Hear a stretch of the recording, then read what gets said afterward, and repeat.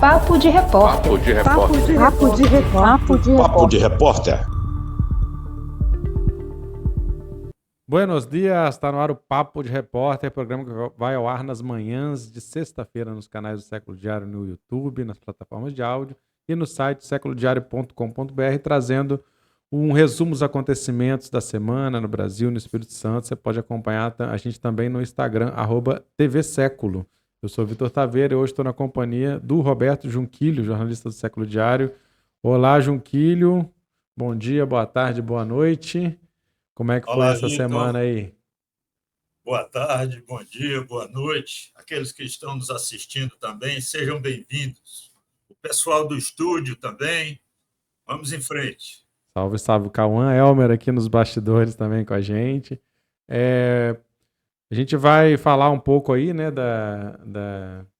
do assunto da semana, que é esse consórcio Sul-Sudeste, que deu um bafafá danado, declarações polêmicas, respostas, né? Esse é o assunto da semana de hoje, mas vamos ter também dicas culturais e de turismo no Espírito Santo. Tá muito legal as dicas dessa semana, Grande Vitória interior. E vamos ter também o tradicional giro de notícias e vamos para ele. Começando nosso giro de notícias pela política. Hoje tem bastante notícia de política, aproveitando a presença do Junquilho aí, né? O Marcos Duval volta a reclamar do bloqueio de suas redes sociais. O senador capixaba teve as redes bloqueadas em junho por determinação do ministro do STF, Alexandre Moraes. Então aí tá na mira, né? Tá olhado depois de tantas atrapalhadas políticas. Outra notícia da semana é que o doutor Hércules assumiu um cargo comissionado na Assembleia Legislativa. O ex-deputado, né, foi derrotado em 2022, retorna para cumprir depois de 5 mandatos, né, teve muito tempo por lá na Assembleia e ele tem pretensões aí para o próximo ano eleitoral, né? Ele não é o primeiro a arrumar um cargo, depois de não ganhar a eleição, arrumar um cargo, né? Sobre acertos e composições, a coluna Socioeconômicas fala da Federação PSDB Cidadania para a Prefeitura de Vitória, que já tem uma baixa, né, que seria o Gandini, que foi derrotado na última eleição, né, ficou fora do segundo turno, que estaria mudando de partido para o PSD para lançar uma candidatura própria, né, fora desse bloco. Aparentemente ele perdeu espaço, aí o bloco está bem movimentado. E temos também a outra coluna, Caminhos de 2024, que fala da nova rodada de ensaios do PSB para a disputa da capital, colocando o nome do deputado estadual Thiago Hoffmann aí no páreo, e as lideranças do PT que se encontraram, lideranças estaduais e federais, né? Tivemos aí um encontro mais informal, né, de João Coser, Irinine Lopes, a Jaqueline Rocha, senador Fabiano Contarato, o deputado federal Helder Salomão. Então a coluna fala um pouco disso.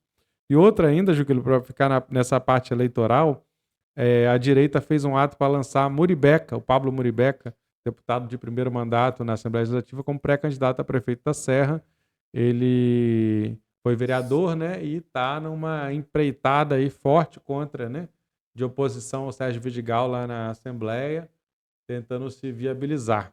Você queria deixar uns comentários? Bastante coisa, né? Vitor, mês de agosto, há um ano das convenções que vão definir os candidatos, realmente, né, do ano que vem, os partidos começam a se movimentar, né? A questão do PSB, que você citou aí, tem uma matéria na coluna Socioeconômica, muito bem colocado e tal, e é o Hoffmann, o Thiago Hoffmann, né? Que pode ser candidato, mas me parece mais um balão de ensaio ou um plano B para 2026. Sim. Ninguém sabe o que é que vai passar ainda por debaixo dessa ponte, né? E faz parte desse momento eleitoral também colocar o nome para depois você negociar, né? Você retira e negocia uma vice. Porque o que se falava é que o PSB deveria, o caminho seria com um pouco um Coser, né? É a questão do PT, que começa as suas correntes internas, que não se definem ainda, né? Embora o João Coser seja um nome bem colocado hoje, é o melhor colocado como candidato a prefeito, não é? Deve ser ele mesmo. Agora, não se sabe, como já foi falado, que se eles vão receber aquilo que eles esperam do governador Casagrande, né? Que tem outro os planos e, embora tenha essa aliança, vamos chamar assim, como teve na eleição da qual ele foi reeleito, mas ainda é um relacionamento muito tênue, né? É uma linha muito tênue, né? Essa aliança do Casagrande, que é mais ligado ao grupo de Coser, mas não é tão ligado ao grupo da presidente do partido, que é a Jaqueline Rocha, e o Helder Salomão, embora se dão bem, mas é não é aquilo que se espera de uma aliança política. Tiveram acordos, né? Inclusive com o Coser durante a última eleição, nesse apoio do PT ao Casagrande, retirada do Contarato do jogo, o apoio do PT ao Casagrande, inclusive tinha sido discutido, se falava no bastidores que o Coser seria indicado como presidente da Assembleia Legislativa, isso teve que ser recuado, né? Até pela própria conjuntura, talvez, mas assim, a coluna da Manaíra fala um pouco disso, né? O PT já está cedendo muito, né? Na verdade, porque ele colocou muito em jogo, porque tinha uma candidatura viável, que era do Contarato, teve que recuar. Então, como você falou, é muito tênue e muito acirrado, e as costuras vão ser feitas ali, aquela medição de força da política, né? É um negócio. Uma boa articulação também que está pegando muito é o esquecido e que caiu no ostracismo depois de repetidas crises é o MDB, né? Que está aí com a Rose de Freitas e que está sendo olhado intensamente por Ricardo Ferraz, né, e por Marcelo Santos, o presidente da Assembleia, né, que se forma de peso, né? Um novo grupo com Eric Musso e o PP, o progressista, não é, comandado no Espírito Santo pelo da Vitória, Josias da Vitória. Eles estão numa articulação que poderão um deles tomar o MDB, sem contar com o arranca-rabo bonito que está no PSDB. O PSDB está um arranca-rabo muito bonito. Eu torço pela briga, Junquilha, como diz o outro. Hein? Eu torço pela briga. Pois é. Vamos ver, eu vou pegar fogo. Inclusive com os dois caciques, antigos caciques, que é o Max Filho, em Vila Velha, e o Vandir Leite, que é o presidente estadual do partido. Agora, o Luiz Paulo, que está aí num cargo de segundo, né, de menor visibilidade, Paulo, né, também está se colocando no jogo para a vitória, né, é um nome que tem, embora ele saiu enfraquecido das últimas eleições, perdeu, né, 2 eleições, mas ele é um nome que tem um recall, como se diz, né, muito forte por já ter sido prefeito, né, o Luciano Rezende também, ainda não se sabe se ele vai se colocar ou não, e outros nomes aí, então assim, pode sair, a questão é saber se vai ter um espaço para uma terceira via em Vitória, né? Eu vejo, aparentemente, que Pasolini, sem dúvidas, é um nome fortíssimo, tem a máquina na mão, tem feito o trabalho dele, né? Goste ou não, politicamente ele tem feito o trabalho político, né? E João Coser, sem dúvidas, é um candidato forte, e quanto mais força Lula tiver, mais forte será para ele, e ele tem essa coisa de já ter sido prefeito também, ter a marca, ser conhecido, e resta saber se vai realmente ter uma candidatura possível. E mais, nesse caso da saída do Gandini, você tem uma candidatura mais colocada para dividir voto desse centro, né? E o Hoffmann seria uma outra candidatura que não tende a ter, dificilmente ganha uma projeção, como foi o Sérgio Sá, candidato do PSB na última, ficou com pouco voto, e vai dividir mais ainda, né? Então, tá bem bolado ainda, né? Mas vamos ver. A partir de setembro, para a gente encerrar, a partir de setembro, agora, a coisa já estará melhor definida com a acomodação dessas lideranças nos respectivos partidos, né?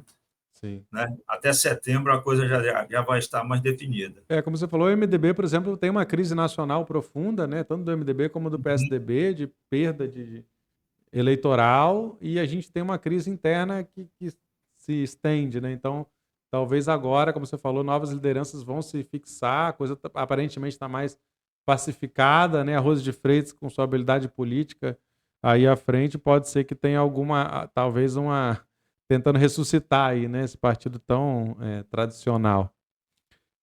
E assim, falando, outras notícias que a gente tem também é que as escolas de tempo integral e exonerações serão debatidas em Vitória. a secretária, de Educação, Juliana Rosner, vai ser chamada para ouvir a comunidade escolar sobre decisões impostas sem diálogo, um tema que causou polêmica, né?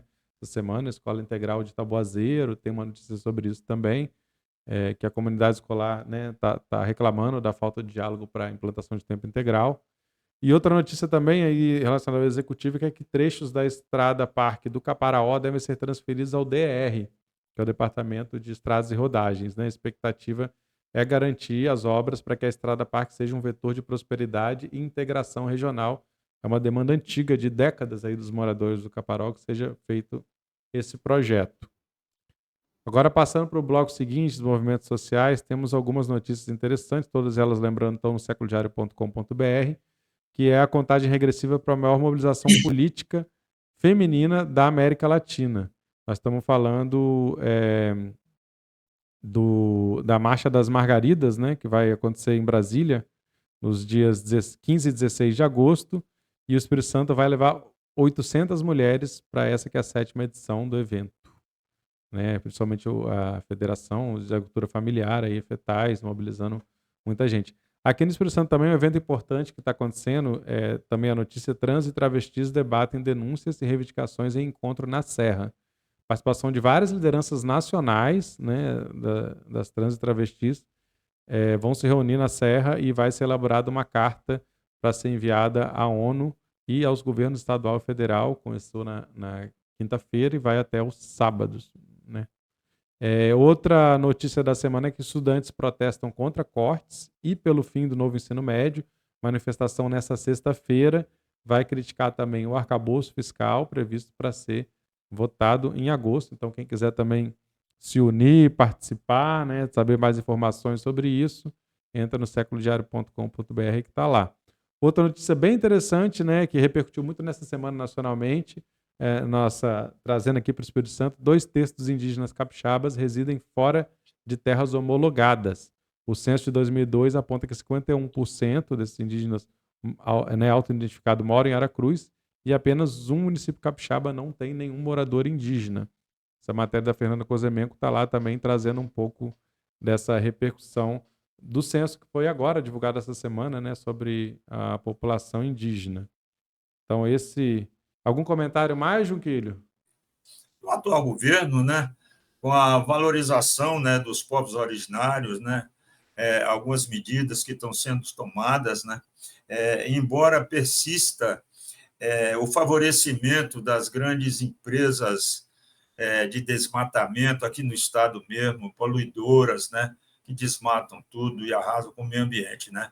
Mas é louvável essa política, pelo menos um pouco voltada para o meio ambiente e para os povos originários, embora ainda se observe os grandes projetos anunciados, né, em nome do progresso, de desenvolvimento, que não olham para essas coisas, né? Era isso que eu queria comentar. Como agora mesmo, a Petrobras anunciou hoje um investimento me parece que são 27 bilhões, se eu não estou enganado com a cifra, na bacia aqui de Campos, que abrange o Espírito Santo, entende? E que isso vem acabando com tudo, e o nosso litoral já está todo ele tomado. Isso realmente é lamentável. Bom, vamos então para o nosso assunto da semana.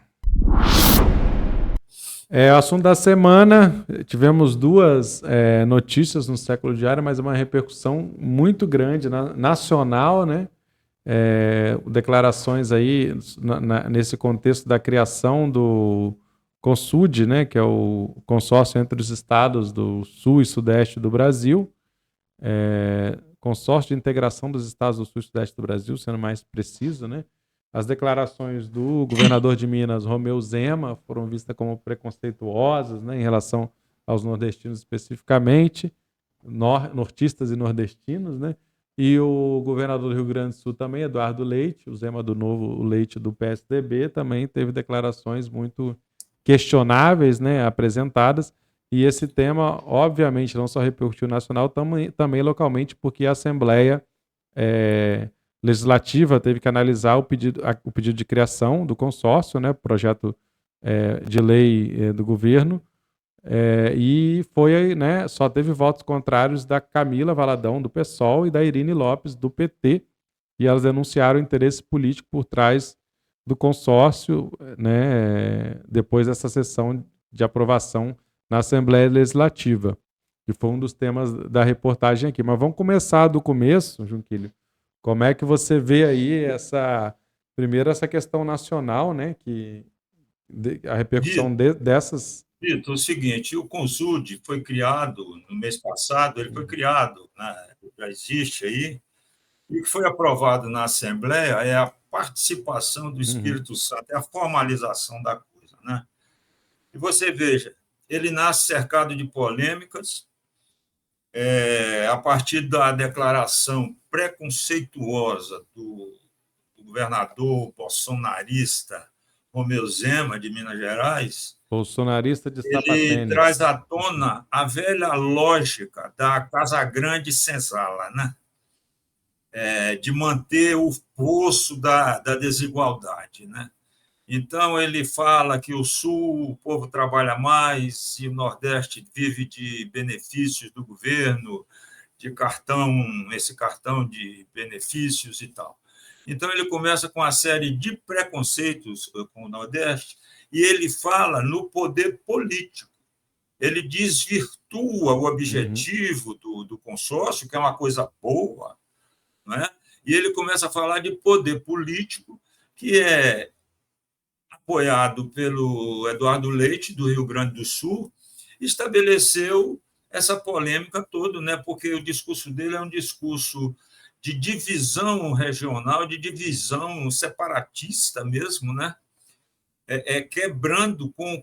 Ninguém sabe o que é que vai dar nisso, né? Mas é um discurso absurdo, porque você falar que como se eles deram a entender que o Sul e o Sudeste estão sem poder político hoje, é o contrário, eles sempre comandaram e sempre comandam. O que você tem no Nordeste é uma associação justamente buscando reduzir desigualdade. Agora, dizer que como se o Nordeste, por ter mais estados, eles dominam, ou por Lula ser nordestino e ter investido mais no Nordeste, isso é uma falácia. O Sul e o Sudeste ainda comandam.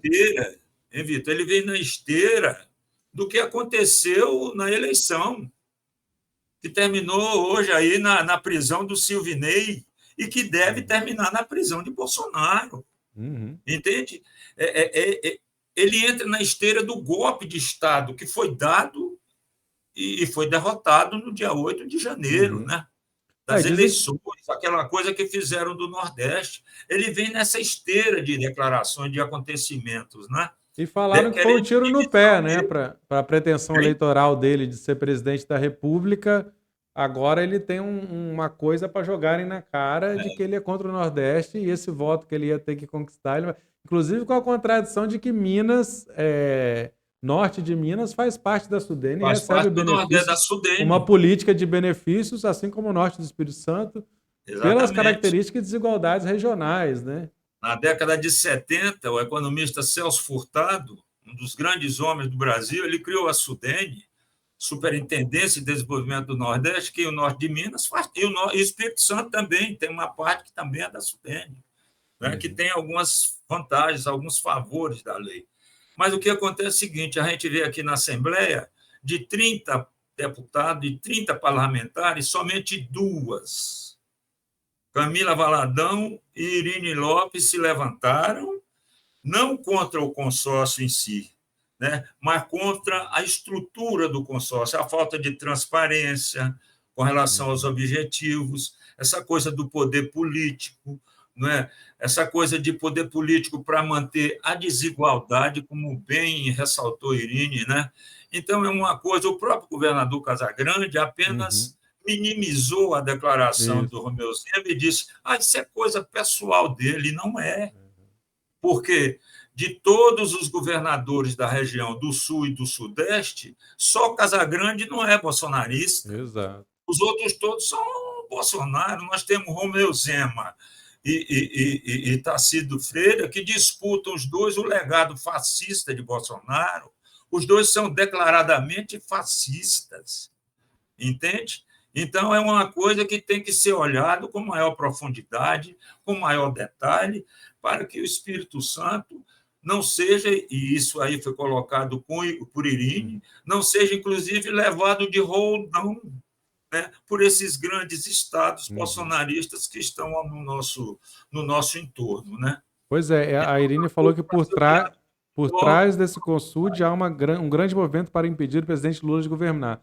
Para Casagrande é uma sinuca de bico, né? Porque além de ser o menor estado desse consórcio, né? Ou seja, economicamente com menos força política e econômica, né? Porque você está falando de estados grandes, ele é, como você falou, é o único que não está na direita, embora está mais ao centro ali, né? Mas também ficar fora, né, é complicado. Ele não pode, né, ele ficar fora desse processo é muito, muito complicado, muito ruim, né, se ele ficar fora politicamente, a imagem política e tudo mais, né. Então, é essa sinuca de bico para ele, mas assim, como você falou, ele não foi tão incisivo e a Camila, eu acho que a Irine bateu um pouco nessa tecla dessa movimentação política para contrapor o Lula e o consórcio do Nordeste, na verdade, né, que é mais, realmente a maioria ali está mais próxima do Lula, enfim. E a Camila bateu um pouco mais nessa questão da falta de participação, do seu negócio feito de cima, que não considera as participação demandas popular, exatamente. populares, né? Não tem representação popular. Uhum. Né? E tanto assim que o presidente do consórcio é o governador do Paraná, o Ratinho, né? Júnior. É um bolsonarista de carteirinha, né? Então, esse equilíbrio de forças internas desse consórcio, eles precisariam ser melhor distribuídos, né? E os objetivos ser discutidos com as representações populares da sociedade civil, né? Mas você vê que o Casagrande teve interesse em resolver rápido essa questão e começou a tramitar na segunda, passou nas comissões, terça-feira já estava em regime de urgência. Então, assim, Casagrande embarcou mesmo, aprovou, né? Inclusive o João Coser, que é do PT, destoou aí, né? João Coser está nesse jogo que a gente falou dessa aliança com o PSB aí, você vê que o João Coser votou, né? Que ele é de um grupo, ele é o candidato virtual que está buscando apoio, então assim, isso também dá. A Irine já se colocou contra, né? Tem tido um mandato mais independente, um pouco do que o Casagrande, do que o Coser tem sido mais, enfim, estado mais firme com as votações do Renato Casagrande, né, e de interesse do governo do Estado. Vitor, todo cuidado é pouco, porque houve um golpe mal sucedido, mas esse golpe ainda está aí, com todas as medidas, as prisões, mas esse golpe está aí. Né?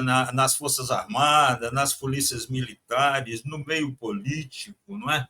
Ele está aí. Então, essas coisas de juntar forças e poder político de governadores com esse objetivo já declarado, agora ninguém sabe se é opinião pessoal, como o Renato Casagrande falou, ou se já é uma coisa ensaiada, vamos jogar isso aí para ver.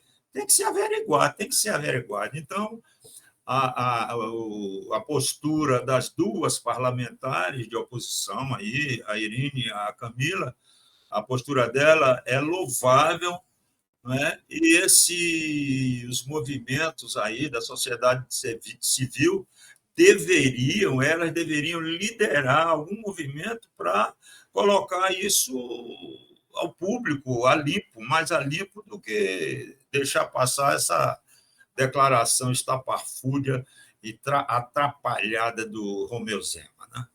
Beleza. Bom, Junquilho, então vamos passar agora para o de rolê, para trazer um pouquinho das atrações aí do fim de semana.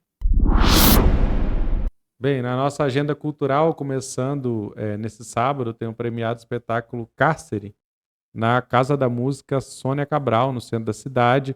Começa às 20 horas, tem classificação de 14 anos, é uma peça muito interessante, então os ingressos podem ser adquiridos no simpla.com, Simpla é com Y, né? Para o espetáculo Cárcere, Casa da Música Sônia Cabral, 20 horas, no sábado.